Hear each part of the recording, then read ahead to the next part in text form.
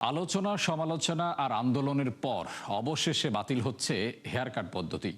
ফলে আমানতের বিপরীতে বাজার ভিত্তিক মুনাফা পাবেন সম্মিলিত ইসলামী ব্যাংকের সাধারণ গ্রাহকরা। তবে দুঃসংবাদ রয়েছে প্রাতিষ্ঠানিক আমানতকারীদের জন্য।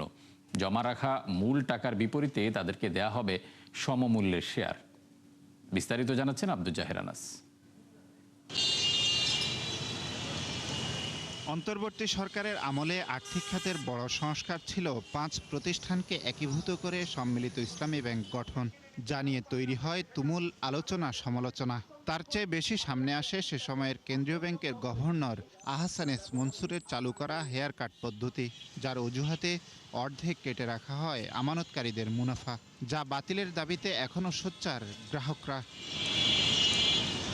তবে এই অবস্থান থেকে অবশেষে সরে আসতে যাচ্ছে সরকার। নতুন রেজুলেশন পরিকল্পনা অনুযায়ী ব্যক্তি পর্যায়ের আমানতকারীদের মুনাফায় বহাল থাকবে না সেই পদ্ধতি। ফলে ফেরত দেওয়া হবে মূল আমানতের পাশাপাশি চুক্তি অনুযায়ী সম্পূর্ণ মুনাফা। বাংলাদেশ ব্যাংকের কর্মকর্তারা মনে করছেন, সাধারণ মানুষের আমানত ও মুনাফা সুরক্ষা না রাখলে আস্থা কমবে ব্যাংক খাতে। মূলত ক্ষুদ্র আমানতকারীদের স্বার্থ বিবেচনা করেই কিন্তু সরকার এই ব্যাংকটিকে টেক ওভার করার দায়িত্ব গ্রহণ করেন। আসলে সরকার এই মুহূর্তে কর্পোরেট ডিপোজিটারদের টাকা ফেরত দেওয়ার মতো অবস্থায় নেই, কারণ এই অ্যামাউন্টটা যদি দিতে হয় তবে তো 1.5 লক্ষ কোটি টাকা নিয়েই সরকারকে মাঠে নামতে হতো, যেটা কখনোই সম্ভব না। বাংলাদেশ ব্যাংক সূত্র অনুযায়ী পরিবর্তন আনা হয়েছে প্রাতিষ্ঠানিক আমানতের ক্ষেত্রেও, অর্থাৎ কর্পোরেট প্রতিষ্ঠান, সরকারি সংস্থা, বেসরকারি কোম্পানি, ট্রাস্ট, ফাউন্ডেশন সহ বিভিন্ন সংস্থার আমানতের উপর দেওয়া হবে না কোনো মুনাফা। শুধু মূল আমানতের বিপরীতে দেওয়া হবে সম্মিলিত ইসলামী ব্যাংকের সমপরিমাণ শেয়ার, অর্থাৎ অতীতে অর্জিত বকেয়া মুনাফাও মিলবে না নগদ হিসেবে। তবে এই সিদ্ধান্তে উদ্বিগ্ন অনেকেই, কেননা অনেক শিল্প প্রতিষ্ঠান, হাসপাতাল, বিশ্ববিদ্যালয় নির্ভরশীল এই আয়ের উপর। তারা 14-15% রেটে ডিপোজিট ওখানে জমা দিতে গেছে কেন?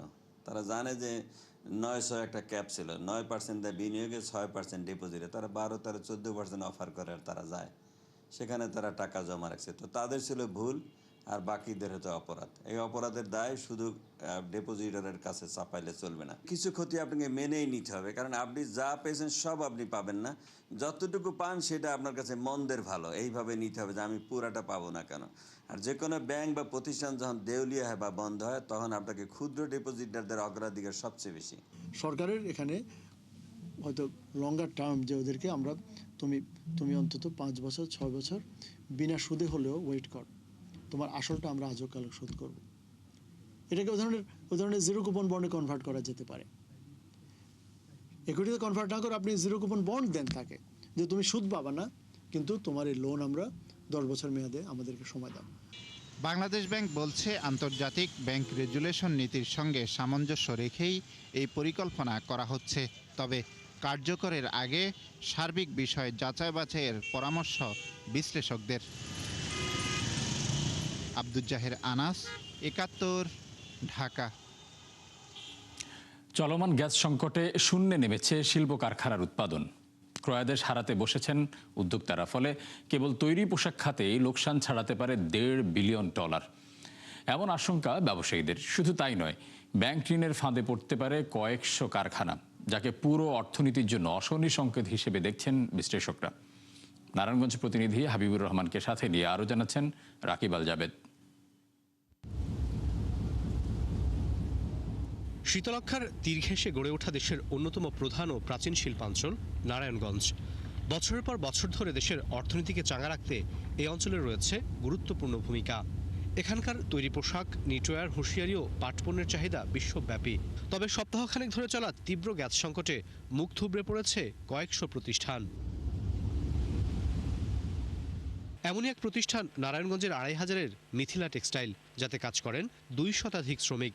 অন্য সময় কর্মীদের দম ফেলার সুযোগ না থাকলেও এখন উৎপাদন নেমেছে অর্ধেকে, জানিয়ে চিন্তিত কারখানার শ্রমিক কর্তা ব্যক্তিরা।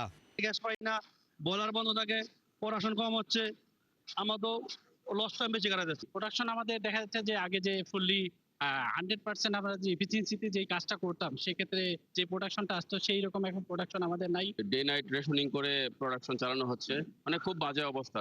বিকেএমইএর হিসাবে গ্যাস সংকটের ফলে সব মিলিয়ে $1.5 বিলিয়ন আর্থিক ক্ষতির মুখে পড়তে পারে কারখানাগুলো। অভিযোগ করেন বিতরণকারী সংস্থা তিতাসের অসহযোগিতারও। ফলে চলতি মাসের বেতন দিতে অধিকাংশ কারখানাই হিমশিম খাবে বলে মত এই ব্যবসায়ী নেতার। এই মাসের বিশাল একটা রপ্তানি কিন্তু গ্যাপ হয়ে যাচ্ছে আমাদের, ফলে মাস শেষে বেতন দেওয়াটা আমাদের জন্য অত্যন্ত ডিফিকাল্ট হবে। যে উৎপাদন আমাদের ব্যাহত হচ্ছে তাতে অন্তত মিনিমাম $1.5 বিলিয়ন মতো রপ্তানি ব্যাহত হবে। তিতাস গ্যাস কর্তৃপক্ষ একটা বিমাতা সুলভ আচরণ করেছে। তিতাস তো আমাকে গ্যাস দিতে ব্যর্থ। আমাদের যে ইউটিলিটি কানেকশনগুলো দরকার, অনেক ফ্যাক্টরি এখন রেডি হয়ে আছে কিন্তু চালু করতে পারছে না, গ্যাস কানেকশন পাচ্ছে না। কস্ট অফ ডুইং বিজনেস বেড়ে গেছে, বাড়ছে। আমাদেরকে প্রচুর আন্ডারহ্যান্ড মিসলেনিয়াস এক্সপেন্সেস খরচ করতে হয়, এটা কিন্তু বিজনেসের কস্ট বাড়িয়ে দেয়। চলমান সংকটের সমাধানে সরকারের পক্ষ থেকে সর্বোচ্চ চেষ্টা করা হলেও সপ্তাহ দুয়েক লাগতে পারে বলে আশঙ্কা খোদ প্রতিমন্ত্রীর। দিন তারিখ সুনির্দিষ্টভাবে আমরা বলছি না, কারণ এর আগেও তারা যে দিন তারিখ দিয়েছে বিভিন্ন কারণে তারা মিট করতে পারে। Technical problem you understand. আগামী সপ্তাহে যদি তারা যেটা এক্সপেক্টেড, আগামী সপ্তাহে যদি 50% তারা সাপ্লাই রিস্টোর করতে পারে, তারপরের সপ্তাহে ইনশাল্লাহ 100% তারা রিস্টোর করতে পারবে। বিষয়টিকে কেবল শিল্প বা রপ্তানি খাত নয়, পুরো দেশের জ্বালানি নিরাপত্তার জন্য হুমকি হিসেবে দেখছেন বিশ্লেষকরা। তাই দ্রুতই বিকল্প সমাধান খোঁজার পরামর্শ দিয়েছেন এই অর্থনীতিবিদ। সবচেয়ে বড় যেটা আশঙ্কার বিষয় সেটা হলো যে আমরা ইংল্যান্ড থেকে এক্সপার্ট নিয়ে আসছি, কিন্তু তারা কাজ করছে, কিন্তু তারপরে দেখা যায় 2 সপ্তাহ লাগছে। এখন 2 সপ্তাহ হচ্ছে এখনকার এস্টিমেটেড টাইম। যদি 2 সপ্তাহের মধ্যে ঠিক করতে না পারে তখন কি অবস্থাটা কি হবে? তখন তো ভয়াবহ বিপর্যয় হবে। এখন পুরো দেশে যে একটা জ্বালানি বিপর্যয় ঘটছে, তো সেইটাই কিন্তু আমরা দেখতে পাচ্ছি, এবং এটার কারণে পুরো অর্থনীতিতে কিন্তু বড় রকম একটা চাপ তৈরি হতে পারে। দেশের জ্বালানি নিরাপত্তা নিশ্চিতে বিকল্প ব্যবস্থার দাবি জানিয়েছেন ব্যবসায়ী নেতারা। রাকিব আল জাবেদ, ৭১, ঢাকা। দর্শক, গ্যাস সংকটের আরো খবরাখবর জানাতে এই মুহূর্তে আমাদের সাথে যুক্ত হচ্ছেন সহকর্মী মেজবা হাসান। আমরা যাচ্ছি তার কাছে। মিসবা, সব দিকেই হাহাকার, তীব্র শিল্প উৎপাদন নেমে গেছে শূন্যে, পাশাপাশি সিএনজি পাম্পগুলোতে দীর্ঘ সারি। আজকের দিনে পরিস্থিতি কেমন দেখছেন বিস্তারিত?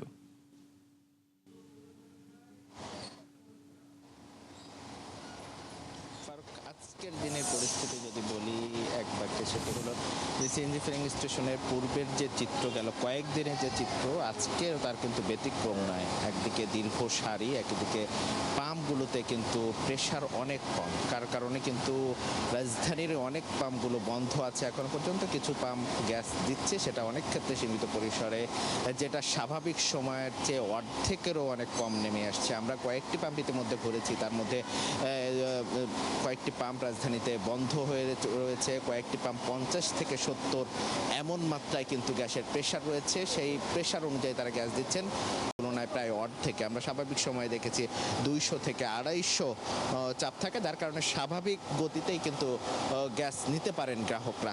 আমরা যে ভোগান্তি আসলে চালকদের মধ্যে তৈরি হয়েছে সেটি হলো অনেকে, এই গাড়ি চালক যারা আছেন তারা কিন্তু দিনের সিংহভাগই সময়, প্রায় 6 থেকে 7 ঘন্টা সময় এই পাম্পের লাইনেই কিন্তু দীর্ঘ লাইনে চলে যায়, যার কারণে কিন্তু তারা যে নিজেদের যে রোজগার, যার কারণে তাদের এই যে সময়ের ঘন্টার তুলনায় যে আয় রোজগার, সেটি কিন্তু অর্ধেকেরও বেশি কমে নেমে আসছে। আমরা কয়েকজনের সাথে কথা বলছিলাম, তিনি দীর্ঘ লাইনে দাঁড়িয়ে মাত্র 60 থেকে 70 টাকার গ্যাস সরবরাহ করছেন, সেটি দিয়ে তিনি একবার বা দুইবার টিপ দিতে পারবেন, যার কারণে তার কিন্তু যে দিনের যে খরচ, সেই খরচটা কিন্তু অনেক ক্ষেত্রে উঠাতে হিমশিম খাচ্ছেন চালকরা।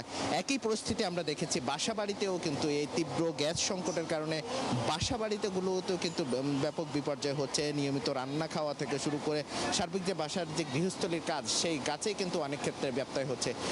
আমরা সরকারের পক্ষ থেকে যে দাবি করা হচ্ছে এটা 1 সপ্তাহের মধ্যেই এটি ঠিক হবে, সেটি কিন্তু যদি কোনোভাবে ব্যত্যয় হয় সেটি কিন্তু অনেক ক্ষেত্রে বাংলাদেশের অর্থনীতির ক্ষেত্রে ব্যাপকভাবে চাপ তৈরি হবে, এমনটাই কিন্তু শঙ্কা তৈরি করছে। এবং দ্রুত মেয়াদে এটি বিকল্প উৎসে গ্যাস সরবরাহ নিশ্চিত করে যত দ্রুত সম্ভব এটি থেকে যদি বের না করা সম্ভব হয় এবং গ্যাস সরবরাহ স্বাভাবিক করা না সম্ভব হয়, সেটি কিন্তু দীর্ঘমেয়াদে ভোগাবে বলে আমরা ইতিমধ্যে দেখেছি যে ঢাকার বাইরে বিভিন্ন কারখানাগুলোতে উৎপাদন নেমে এসেছে কিন্তু অর্ধেকে।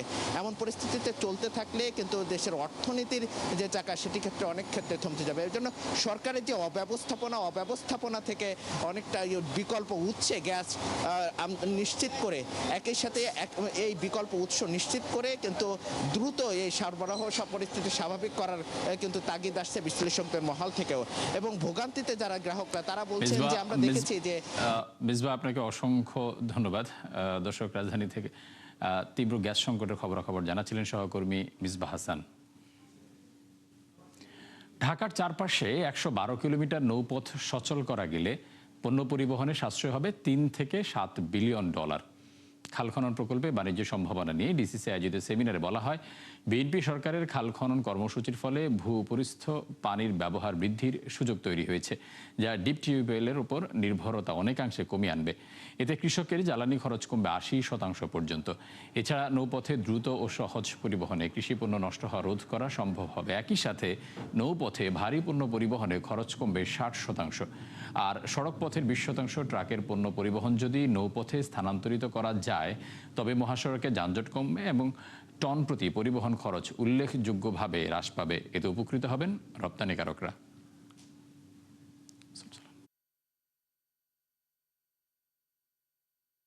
সার্কুলার ওয়াটারওয়েজ পূর্ণাঙ্গভাবে সচল করা এবং আমাদের অভ্যন্তরীণ নৌপথের আধুনিকায়ন কেবল লজিস্টিক খরচ ও অপচয় কমাবে না, বরং এটি একটি সাশ্রয়ী ও পরিবেশ বান্ধব মাল্টি মডেল ট্রান্সপোর্ট নেটওয়ার্ক গড়ার মাধ্যমে আগামীর সমৃদ্ধ ও সুন্দর স্বনির্ভর বাংলাদেশ অন্যতম প্রধান চালিকা শক্তি হিসেবে কাজ করবে। দর্শক, ডিসিসি আয়োজিত বাংলাদেশের বৃত্তাকার নৌপথের পুনরুজ্জীবন এবং অভ্যন্তরীণ নৌবাণিজ্যের সম্প্রসারণে খাল খনন কর্মসূচির ভূমিকা শীর্ষক সেমিনারের আয়োজন চলছে। এই মুহূর্তে সেখানে কথা বলছেন পানি সম্পদ মন্ত্রী শহীদুদ্দিন চৌধুরী আইনি। আমরা সরাসরি চলে যাচ্ছি সেখানে। শিল্প বর্জ্য, শিল্পের যে রাসায়নিক পানিটা, আমি এবং আপনারা এগুলা সচরাচর দেখে আসছি এবং এটা আমাদের উপর একটা ধ্বংসস্তূপ হয়ে জমে আছে। এখান থেকে মুক্ত হইতে হলে, বাইর হইতে হলে একটা সমন্বিত উদ্যোগ খুব বেশি প্রয়োজন। আমি মেঘনাপাড়ের লোক, আমরা ছোটবেলা থেকেই এই যুদ্ধ প্রকৃতির সঙ্গে করে আসতেছি। প্রকৃতির বাহিরেও আমাদের নিজেদের তৈরি করা যুদ্ধের কারণে আমাদেরকে অনেক পরিস্থিতি মোকাবেলা করতে হচ্ছে। আমার নিজের একটা ফিশারি ফার্ম আছে মেঘনা নদীর পাড়ে, আশেপাশে খাল সব বদ্ধ হয়ে আছে। এটা দীর্ঘদিন আগের কথা বলতেছি, ধারাবাহিক। তা আমরা সেখানে চিন্তা করলাম যে ওখানে আমার ডিপ টিউবওয়েল দিতে হবে, যদি আমার শুষ্ক মৌসুমে ওই পুকুরগুলোতে পানি দিতে হয়। তা আমি যখন ডিপ টিউবওয়েল লাগাইতে গেলাম, 700-800 ফিট নিচে গিয়েও পানি পাই না, হয়রাজ নদী হলো পাশে। তাই আপনাদের মতো একজন বিজ্ঞ লোক, এক্সপার্ট, জ্ঞানী লোক তখন আমাকে বললেন, তখন আমি এমপি ছিলাম, আমি 2001-এর পরের কথা বলতেছি, যে আপনার কোস্টাল বেল্টের লোক আগামী 50 বছর পর পানির নিচে চলে যাবেন। এই এলাকায় আপনার এই যে জায়গা জমি, চাষবাস, থাকা, বাসস্থান, বসতি, কিছুই থাকার সুযোগ থাকবে না যদি এটা কন্টিনিউ করেন।